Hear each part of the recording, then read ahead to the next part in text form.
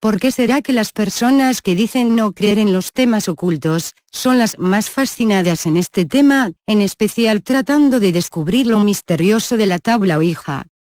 ¿De dónde proviene? Según me he enterado, desde tiempos remotos, para el año 540 AC, el filósofo Pitágoras usaba un artefacto similar cuando se reunían círculos, en los que una tabla mística que se movía con ruedas, hacía signos que el filósofo y uno de sus estudiantes interpretaban a los consultantes como revelaciones del mundo oculto. En la remota China, antes del nacimiento de Confucio, se usaba algo parecido, lo que parecía ser una forma, no peligrosa, de comunicarse con los espíritus de los muertos. En nuestra era, para el año 1966, la compañía de juguetes, Parker Brothers, compró los derechos sobre el juego de la Ouija y ha sido desde entonces su fabricante. Sin embargo, la Ouija, en diferentes versiones, se ha popularizado tanto que se puede obtener hasta en las jugueterías locales y tiendas por departamentos. Parker Brothers, y otros fabricantes, nos traen la Ouija o Quija al mercado como un simple juego. Han querido enterrar la relación de la Ouija con el mundo espiritual oculto. Tras el juego, o fenómeno de la Ouija, no se esconde ningún tipo de truco ni de fraude. Tiene que haber una persona sensitiva, es decir, alguno de los participantes debe ser un buen canal psíquico y comportarse como hilo conductor a través del cual la comunicación pueda ser debidamente conducida. Existe en realidad el medium y el espíritu. Se dice que el tablero es movido por un espíritu. Muchos investigadores lo señalan como un espíritu burlón, el cual si no se sabe trabajar, regresaría y sería peligroso. Por tal motivo, no podemos mirar este tablero como un simple juego. Es algo paranormal, místico, oculto, que luego de haberlo jugado, te darás cuenta que entraste a un mundo desconocido, oculto. Según dicen algunos expertos, hay que tener cuidado al realizar este juego, en especial los niños. Podemos encontrarnos con entidades peligrosas que pueden apoderarse de nuestras mentes e incluso, muchas de ellas, terminan instalándose en nuestra casa sin que nada ni nadie pueda librarnos de ellas. El juego de la Ouija consiste en poner las manos sobre una pequeña plataforma llamada aguja, que se desplaza lentamente sobre un tablero, movida por alguna fuerza misteriosa. El tablero está inscrito con números y las letras del alfabeto. Los jugadores esperan respuesta a sus preguntas según las letras sobre las que se mueva la plataforma. La diversión está en la curiosidad y el misterio de comunicarse con algún espíritu que revela secretos y, cuanto más parezca funcionar, más la Ouija, y el espíritu detrás de ella, atrae y te ata hasta convertirse en una obsesión. ¿Qué hay tras la Ouija? Este es el gran dilema y la eterna pregunta. A priori no se puede negar ni afirmar rotundamente nada si no se está en posesión de una abundante casuística experimental que más tarde deberá ser sometida a un sistemático estudio analítico. La gran abundancia de datos acumulados parece demostrar que existe una verdad subyacente en este sistema de comunicación con otros planos de existencia. Sin embargo, y como muchas veces se ha repetido, puede ser peligroso entregarse total y abiertamente a la credulidad. Durante muchos años y como mero espectador, pues no he querido que mi emotividad pudiera influir en las observaciones, he seguido de cerca innumerables casos referentes a la práctica de la Ouija y sus consecuencias. Antes de exponer las diferentes técnicas y llegar a conclusiones, enumeraremos dos teorías diametralmente opuestas que se han formulado para explicar este fenómeno. Con estas hipótesis ocurre lo mismo que cuando se postularon inicialmente el principio corpuscular de la luz y, con posterioridad, el vibratorio. El primero de ellos aclaraba perfectamente un cierto comportamiento del fenómeno luminoso, pero el otro quedaba totalmente inexplicado, y viceversa. Hoy sabemos que la luz es a la vez corpúsculo y vibración. Con referencia al tema que nos ocupa, unos niegan rotundamente cualquier connotación con un presunto más allá o con sistemas de vida ajenos a nuestra dimensión. Según esta postura, todo se debe a un afloramiento de nuestro inconsciente, donde se encuentran ocultas nuestras represiones, deseos y anhelos no cumplidos. Durante la práctica de la Ouija se produciría una relajación de los mecanismos bioeléctricos del consciente, es decir, cierta desconexión con el yo. En este momento aflorarían todas aquellas ideas y motivaciones almacenadas en el inconsciente, apoderándose del sistema transmisor de las neuronas, y del muscular. Esta idea, mantenida por muchas personas excesivamente racionalistas, es de una simplicidad total, no explicando muchos casos de comunicación con la Ouija ni aclarando ciertos fenómenos concomitantes que suelen darse. Para los defensores de esta tesis, lo más simple es decir que todo se debe a estados alterados de conciencia. El caso contrario es el de aquellos que no dudan lo más mínimo en afirmar que mantienen contactos con personas difuntas, espíritus, seres superiores, extraterrestres y un largo etcétera de supuestas entidades. Antes de teorizar y contemplar el amplio abanico de circunstancias posibles y reales que acompañan a la Ouija, desearía explicar algunos casos vividos y controlados por mí a lo largo de varios años.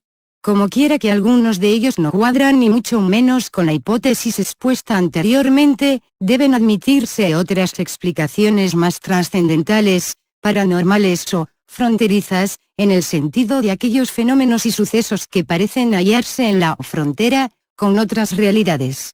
Expondría algunos ejemplos de esta casuística. Caso N superíndice 1. Durante 3 o 4 años, un grupo de amigos de alto nivel cultural se reunían los sábados por la tarde para practicar la Ouija.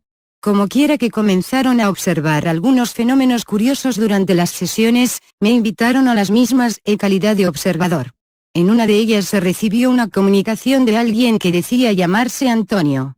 Al parecer se encontraba en una carretera junto a un camión volcado en la cuneta, y decía que había mucha gente junto a él, pero nadie le hacía caso y no sabía lo que pasaba.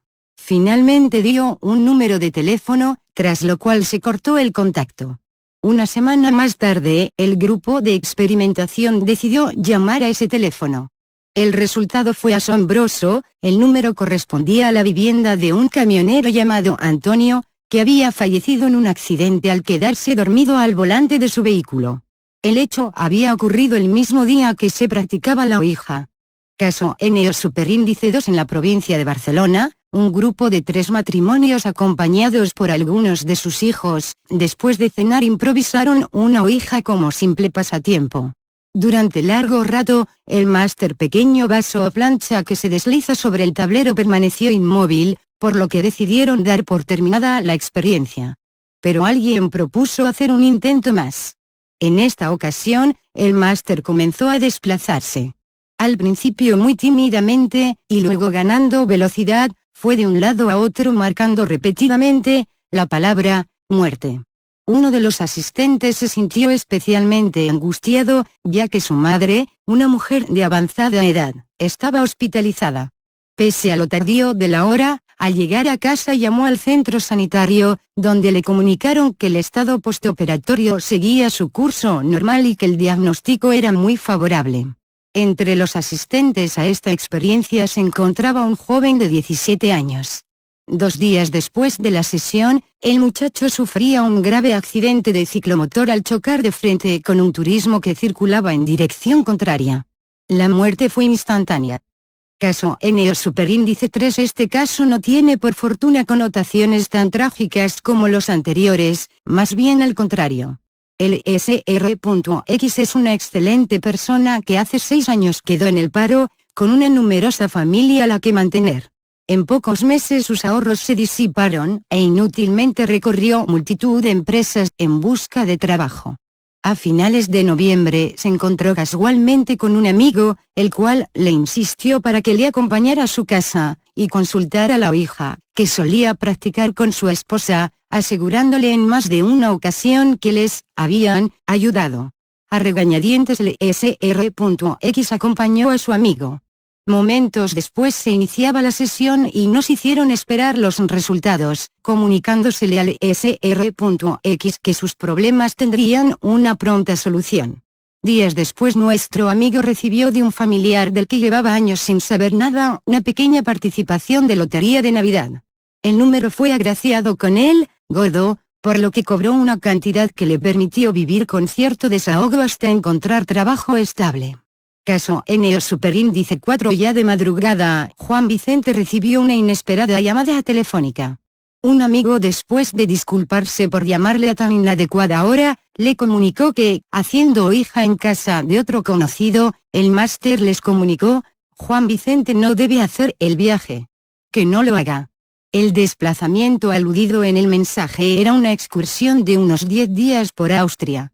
Posiblemente mi buen amigo desde un principio no estaba muy decidido a realizarlo, pero el caso es que, quizá por influencia de la ouija, tomó la decisión de no salir de viaje con sus compañeros.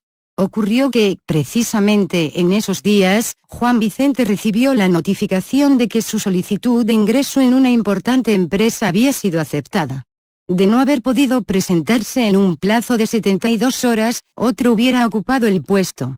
Los hechos expuestos han sido escogidos al azar de entre los muchos que tengo recogidos en mis archivos.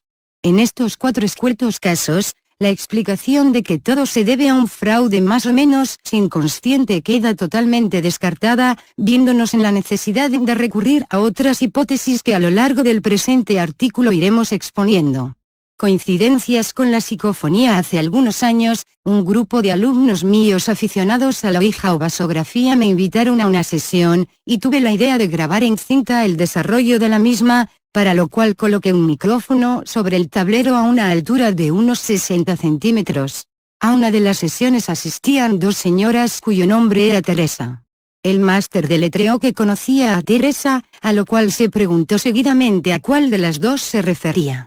Después de unos segundos de titubeo, llegó la contestación: a la más joven. Cuando volví a casa escuché detenidamente la cinta grabada durante la sesión, y quedé sorprendido. Tras formularse la pregunta, antes de que el máster contestara, una voz diáfana había quedado grabada diciendo: a la joven. No fue esta la única sorpresa. En 2 ocasiones más a lo largo de la misma cinta, habían quedado grabadas contestaciones que se adelantaban al más o menos lento deletrear del máster. Posteriormente, y ante estos resultados, en más de una ocasión he realizado grabaciones durante experiencias de vasografía, pudiendo comprobar la entrada de inclusiones paranormales que tienen relación con las preguntas o comentarios hechos durante las experiencias. No termina aquí la correlación entre la ouija y la práctica de las psicofonías. Citemos un nuevo ejemplo. Sabido es por todos los investigadores de psicofonías que las voces dicen proceder de 3 fuentes diferentes. En su mayoría se manifiestan como personas difuntas. Un tanto por ciento se identifican como seres superiores que nunca han sido humanos y que nunca lo serán. Por último están aquellas que dicen ser seres físicos procedentes de otros sistemas o dimensiones diferentes a las nuestras. Se deduce fácilmente por la casuística acumulada durante años sobre experiencias realizadas por diferentes grupos o personas, que en el caso de la ouija ocurre exactamente lo mismo. Dejando a un lado los casos de fraude inconsciente en la ouija y aceptando solo los que ofrecen una mayor garantía de autenticidad, causa sorpresa observar que estos diferentes orígenes de las entidades coinciden en los resultados de la ouija, las psicofonías y las psicoimágenes. Este dato pone de manifiesto un denominador común digno de ser tenido en cuenta antes de sacar precipitadamente conclusiones, pero nos atreveríamos a decir que en las 3 prácticas subyace una misma realidad. Durante algunas experimentaciones se ha procedido a grabar en vídeo la sesión, y al visualizar la grabación se han detectado entradas por audio que contestan con antelación a las preguntas realizadas. En algunas ocasiones, en el momento de la entrada de las psicofonías se han producido distorsiones en la imagen. No se puede ni mucho menos asegurar que estas distorsiones sean un fenómeno de concomitancia, o simple fruto de la casualidad. En mi opinión, y dada la falta de casuística experimental, tiendo a creer que solo se trata de una coincidencia, pero es un hecho que debe ser considerado. Evolución técnica de la ouija. Como en todas las investigaciones de los fenómenos fronterizos, también en la ouija se ha intentado introducir avances técnicos que dieran al hecho mayor grado de fiabilidad.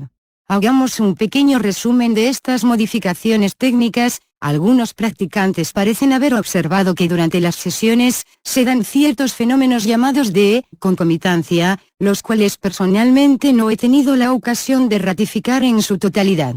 Entre ellos, 2 son relativamente fáciles de evidenciar. Uno es el descenso de temperatura durante la experimentación. Determinar este fenómeno requiere aparatos muy sensibles que carezcan de inercia térmica. El segundo es la alteración de los campos magnéticos. Este es mucho más fácil de determinar, simplemente colocando 2 o 3 brújulas en diferentes puntos alrededor del tablero. Últimamente he empleado como máster una brújula flotante sobre unos finos deslizadores.